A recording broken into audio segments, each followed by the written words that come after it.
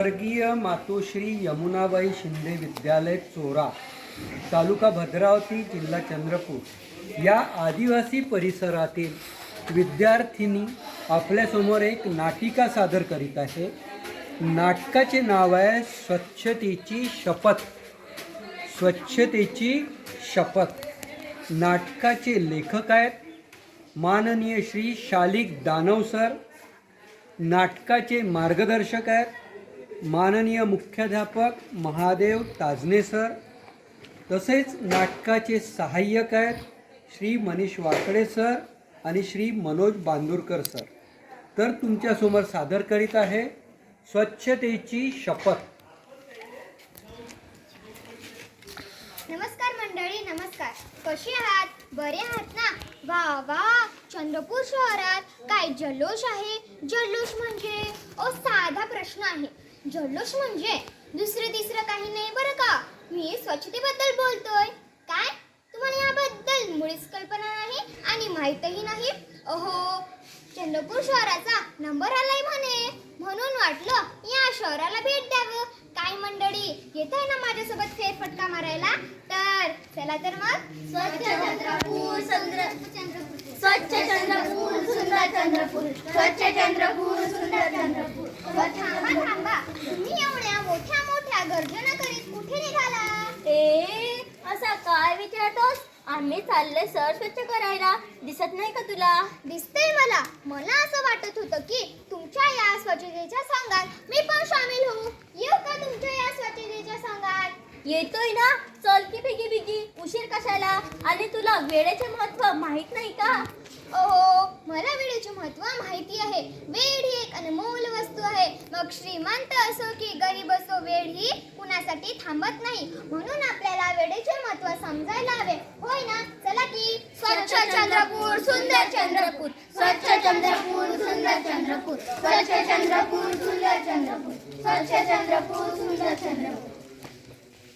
धन्य गाडगे बाबा, नमन करतो तुझसी.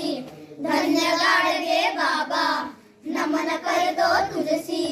हाती घेऊन झाडू, तू मार्ग दाविलासी, तू मार्ग दाविलासी, तू मार्ग दाविलासी. अरे रे रे, थांब थांब. तू एवढ्या गडबडीनं कुठे निघालास? अरे रे रे, याची एक्सप्रेस सुटली आहे. जाऊ दे की त्याला, नाहीतर मध्येच होईल त्याची. म्हणजे दिसतो की नाही तुम्हाला? मला जोरानं संडासला लागली आहे. आता चाललो मी संडासला. अरे रे रे रे, याच्या घरी तर संडासच नाही, उघड्यावर संडास करणार की काय? आहे आहे. आणि तो खराब काय कशाला करू? आणि उघड्यावर गेले तर तुमचं काय जात आहे? अहो, माझं तर काही नाही जात, पण या साऱ्या जनतेचं जात आहे ना. कारण उघड्यावर संडास केल्याने काय होते? त्यातील रोगजंतू हवेद्वारे इतरत्र पसरतात. त्यामुळे काय होते? त्यामुळे रोगराईला सुरुवात होते. म्हणून आपल्याला उघड्यावर संडास करणे टाळायला हवे. आता पटतंय का तुम्हाला?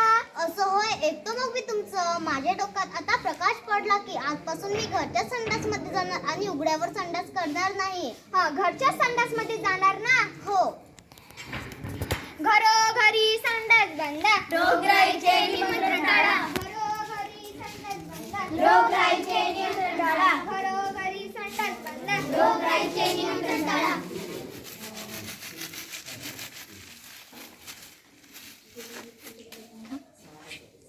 अरे ओ महाशय, तुम्ही खर्रा खाता आणि इकडे पचक पचक थुकता आणि त्या खर्राच्या पन्या अशा इकडे तिकडे फेकता. मी खरं माझ्या पैशाचं कसं तुझं काय घोडं मरते आणि कुटुंब क्रांती माझी मर्जी आहे. अहो, तुमचीच मर्जी ना. मी कुठं म्हणतो की जिथे तिथे माझी मर्जी. तुम्ही खर्रा खा, नाहीतर बिमार पडा, नाहीतर तुमचीच मर्जी आहे. मी असं म्हणत आहो की तुम्ही खर्रा खा, पण तुम्ही खर्राच्या पन्या अशा इकडे तिकडे फेकू नका हो आणि इकडे तिकडे थुंकू नका हो.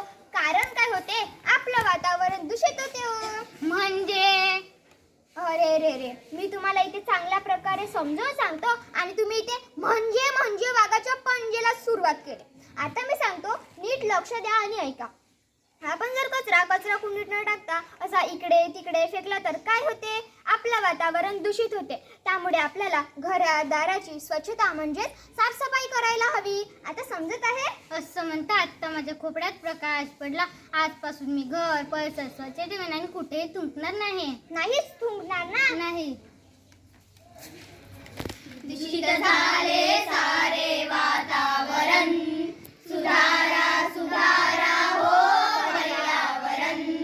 दूषित झाले सारे वातावरण, सुधारा सुधारा हो पर्यावरण. तर मंडळी, आपण इथे कशासाठी जमलोय? कशासाठी? कशासाठी? सांगतो. तर ऐका. तर मंडळी, ही महत्त्वाची सभा आहे. आपलं शहर स्वच्छ व सुंदर होण्यासाठी सर्वांचा हातभार लागला पाहिजे, होय की नाही? लागायलाच पाहिजे. पण साहेब, माझ्या मनात एक प्रश्न आहे, विचारू का तुम्हाला? विचारा. आता तुम्ही म्हटल्या की आपल्याला शहर गाव यांची स्वच्छता करायची आहे. ठीक आहे, हे मला पटलं. पण हे लोक असे भांडून का राहिली? बरोबर आहे तुमचं. तसं भांडू नये. सर्वांनी एकजूटपणे राहायला पाहिजे. ठीक आहे, मला माझ्या प्रश्नाचं उत्तर आता मिळालं. तर मग म्हणा ना, हम सब एक है, हम सब एक है. हम सब एक है, हम सब एक है. एक विचारू का तुम्हाला? एक नाही, अनेक विचारा. आताच मी रस्त्यानं आलो. रस्त्याच्या कडेनं अलती भलती मोठी पोस्टर लावून होती. कोणी एक बोट दाखवत तर कोणी 2 बोट दाखवत. असं का? मला या पोस्टरचा मतलब नाही समजला. कोणी मला या पोस्टरचा मतलब समजून सांगता का? अरे, तुला पोस्टरचा मतलब नाही समजला? नाही. दाखवला की लघवीची सुट्टी आणि दुसरा म्हणजे 2 बोट दाखवले की संडासची सुट्टी मिळे. अरे, तुम्ही भलता चालतं काय लावताय? तसं नव्हे. त्यांना सांगायचंय की आम्ही स्वच्छतेबद्दल तत्पर आहोत. आपणही जागृत व्हा. असं होय, मी तर बोलतच समजलं. म्हणून अशा सभेला एक चला. हो जी जरूर येऊ. चला तर मग आपण स्वच्छतेविषयीची शपथ घेऊया. घेऊया. मी अशी शपथ घेतो की मी अशी शपथ घेतो की आपले घर शाळा परिसर नेहमी स्वच्छ ठेवी. स्वच्छतेच्या नियमांचे नेहमी पालन करीन. कचरा कुंडीत टाकेन. आणि कुठेही थुंकणार नाही. चला, उठा आणि लागू कामाला. चला. साहेब, आमच्या म्हाताऱ्यासाठी काही योजना आहे का जी? हो, योजना आहे. त्या पुढच्या मीटिंग मध्ये सांगतो. तुम्ही या.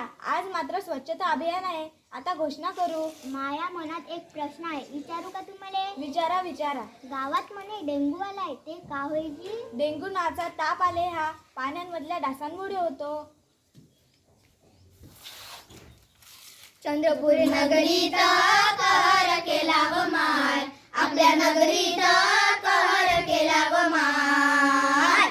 डेंगू मलेरिया दारावर आला व माय, डेंगू मलेरिया दारावर आला व माय.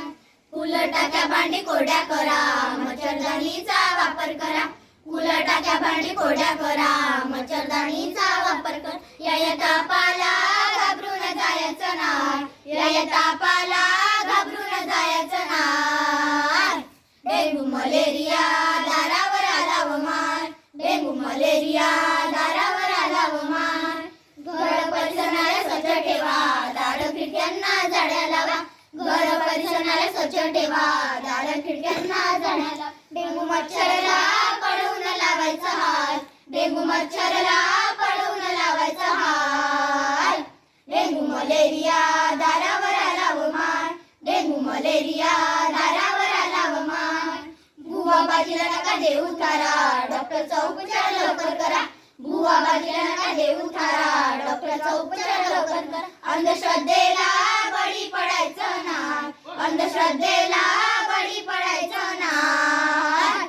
डेंगू मलेरिया दारावर आला व माय, डेंगू मलेरिया दारावर आला व माय. चंद्रपूर नगरीत कहर केला व माय, आपल्या नगरीत कहर केला व माय. डेंगू मलेरिया दारावर आला व माय, डेंगू मलेरिया दारावर आला व माय.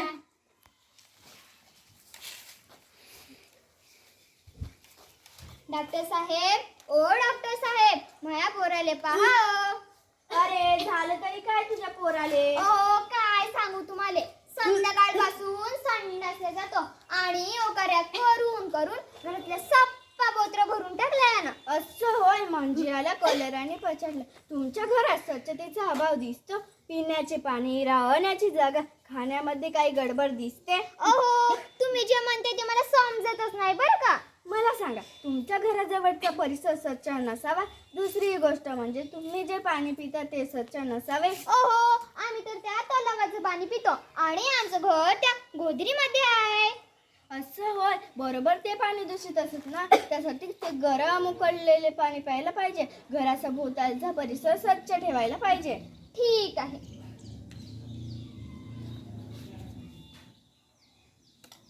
ठीक आहे, मी याला औषधी देते, ती वेळेवर द्या.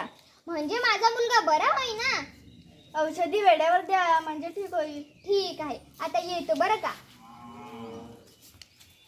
माझ्या बंधू आणि बहिणींनो, आज आपल्या गावात स्वच्छता दिन साजरा करण्याच्या दृष्टीने आज या सभेचे आयोजन करण्यात आलेले आहे. ओहो साहेब, नुसते भाषण का देता, मुद्द्यात बोला. का म्हणलं गुद्द्याचं? एकमेकाला गुद्दे द्यायचे का? राम्या, तुला तर काही कळतच नाही. गुद्दे नाही, मुद्द्यात बोललो. नेमके कामाचे ते बोल. असं मग का करा म्हणता बाबा तुम्ही? सर्वांनी गावाची स्वच्छता करायची, झाडून पुसून काढायचं आपण गाव. मग कायली आता भाषणबाजी करता? चला उठा, घ्या जाडू हातात आणि लागा कामाले.